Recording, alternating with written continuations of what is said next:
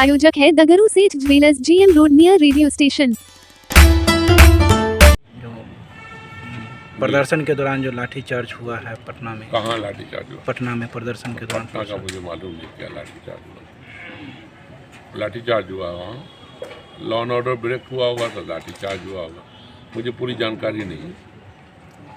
Sir, Patna में जो भाजपा ने जो अपना कार्यक्रम किया उसके दौरान लाठीचार्ज हुई, पूरे मीडिया में ये बात चल रही है। सर, डेमोक्रेसी में you have all the right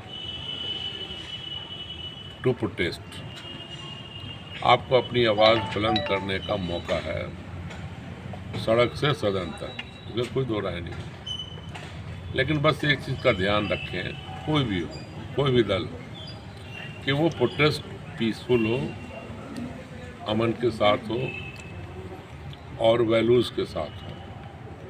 हम लोग कभी कभी कोई होता है कि कभी हम लोग भी ये काम करते हो, हम लोग सीमाओं को क्रॉस करते हैं। देश की प्रॉपर्टी, चाहे वो गाड़ी हो, घोड़ा हो, दुकान हो, इंसान हो, ये सब मुल्क की प्रॉपर्टी है और मुल्क की प्रॉपर्टी को किसी भी लिहाज से डैमेज नहीं करना चाहिए और कानून व्यवस्था को अपने हाथ में नहीं लेना चाहिए। और जब ये काम होता है तो उसके नतीजे फिर ठीक नहीं आते हैं। और आप ये देख लो कि आज उत्तर प्रदेश के अंदर पुलिस की निगरानी में किस किस तरह के वाक़यात हो रहे हैं, तो वो भी एक दर्दनाक है कि पुलिस खड़ी है, गोली पड़ रही है, मारा जा रहा है आदमी, पुलिस के मतलब कि पुलिस ला रही है कहीं से गिरफ्तार करके, रास्ते में गोली मार। पुलिस का काम है कि आप गिरफ्तार करो और जुडिशरी के सामने करो। तो ये सब कुछ घटनाएं हैं जो दर्दनाक हैं, अच्छा नहीं है। और जहाँ तक बिहार की बात आपने उठाई है, तो बिहार के अंदर मैं नहीं समझता हूँ कि यहाँ की पुलिस, यहाँ का एडमिनिस्ट्रेशन कोई वैसा काम करेगा जो एंटी डेमोक्रेसी हो, एंटी समाज हो, एंटी विपक्ष हो या पक्ष हो। हम लोग भी तो कई जाने कितने आंदोलन में जेल भी गए हैं, धरना भी दिया, प्रदर्शन भी किया और विपक्ष में रह के भी किया, पक्ष में रह के भी किया। तो पुलिस तो बहुत कोऑपरेटिव रहती है। सर, भाजपा वाले उप मुख्यमंत्री हैं तेजस्वी, उनके इस्तीफे की मांग करते हैं और लगातार ये मांग करें कि उनको इस्तीफा दे देना चाहिए। तो उनके विल पे चलता है मुल्क, उनकी ख्वाहिश से चलेगी सरकारें, उनके ख्वाहिश से कोई इस्तीफा दे देगा? इस मुल्क के अंदर तारीख में भारतीय जनता पार्टी की जो सरकार दिल्ली में, इससे ज़्यादा करप्ट सरकार आज तक बनी ही नहीं होगी। और उसका जिंदा सबूत है कि एक आदमी के लिए पूरा मुल्क उनके हवाले बेचा जा रहा है। आज हज़ारों लोग मुल्क से पैसा ले करके, बैंक का पैसा, इंश्योरेंस का पैसा, डिफरेंट इंस्टीट्यूशन का पैसा ले करके विदेश में उनको भगाया जा रहा है। भाग नहीं रहा, भगाया जा रहा है। किनके द्वारा? सरकार के द्वारा। और किन के द्वारा? जिस ईडी को, इनकम टैक्स को काम करना चाहिए, उनको उन पे नकेल कसने का, वो यहाँ पे विपक्ष पे नकेल कसती है। भाई, जो भाग रहा है बिलियंस एंड बिलियंस डॉलर लेकर मुल्क से, आप देखो ना, स्टैटिस्टिक्स देखो, कितने लोग भाग रहे हैं मुल्क छोड़ करके, बिलियनर कितने भाग रहे हैं। और ये कौन लोग हैं? जब उसका मालूम करोगे डिटेल तो मालूम होगा कि सब प्रो सरकार लोग हैं, सरकार उनको मदद कर रही, भाग रहे हैं यहाँ से।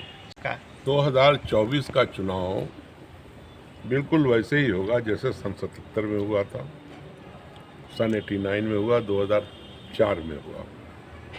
एक विशेष परिस्थिति में ये चुनाव होने जा रहा है जब मुल्क के अंदर नौजवानों को रोज़गार नहीं है, नौकरी नहीं है, महंगाई चरम सीमा पर है,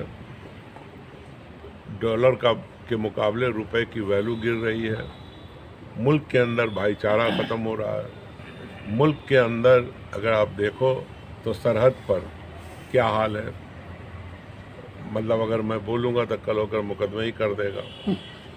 आज बॉर्डर लद्दाख चले जाओ या चले जाओ नॉर्थ ईस्ट की तरफ, तो क्या कुछ हो रहा है वहाँ। चाइना कितना अंदर घुसा है हिंदुस्तान के। तो बात सुनो, तो ये जो मुल्क के हालात हैं, डेवलपमेंट रुक गया है, कहीं न कहीं डेवलपमेंट रुक गया है। तो जब डेवलपमेंट रुक जाएगा, रोज़गार नहीं होगा, बेरोज़गारी होगी, महंगाई बढ़ेगी। आज चले जाइए साग सब्ज़ी लेने मार्केट में, आपको पता चल जाएगा। आप अपनी आमदनी के मुकाबले में साग सब्ज़ी का दाम देखिए। तो 2024 में तो पुनः 2024 में ये जो चुनाव हो रहा है, ये पूरे देश के अंदर एक महागठबंधन की शक्ल जो बिहार में है ये बनेगी। अभी 16 पार्टी आ रही थी, अब 23 तारीख को मीटिंग है कर्नाटका में। अब देखिए वहाँ कितनी पार्टी बढ़ जाएगी।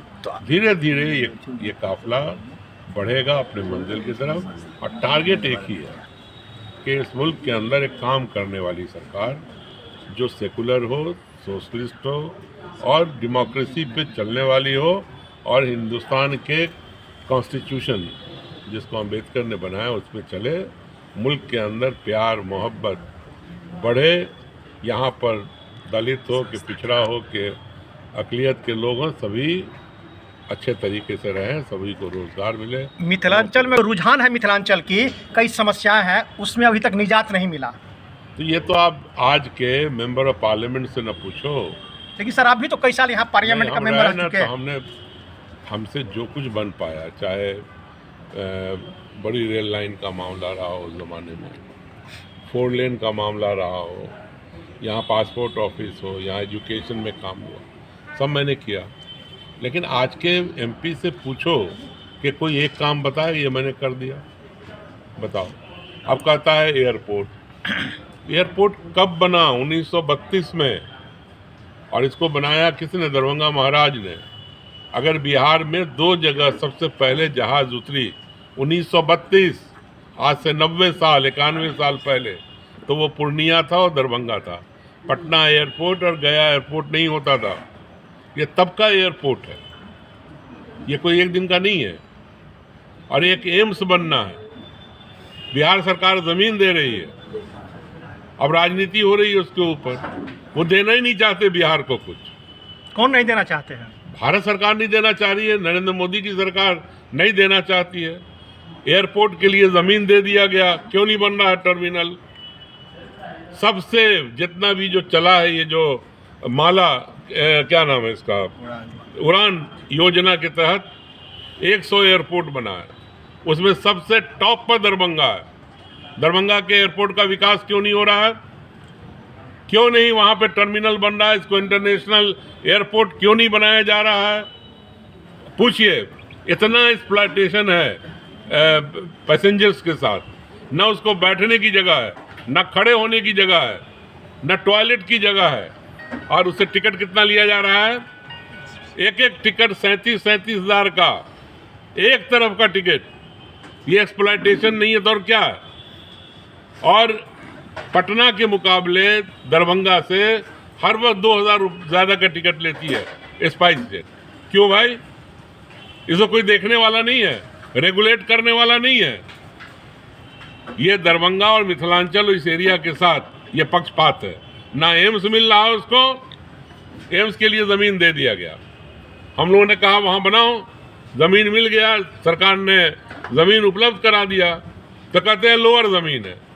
इनको मालूम ही नहीं बॉम्बे 7 आइलैंड में बसा हुआ था, 7 आइलैंड। और पुर्तगाल ने उस ज़माने में औरंगज़ेब से उसको लीज पे लिया था।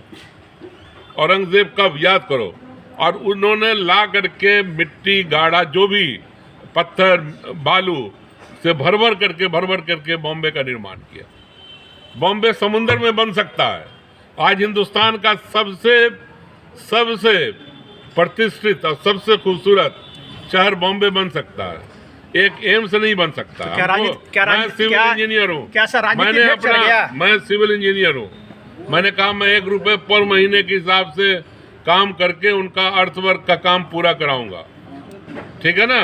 और जो चाहिए स्टैंडर्ड, उस पे स्टैंडर्ड पे उसको जमीन मिल जाएगा इमीडिएटली, अगर ईमानदार है भारत सरकार।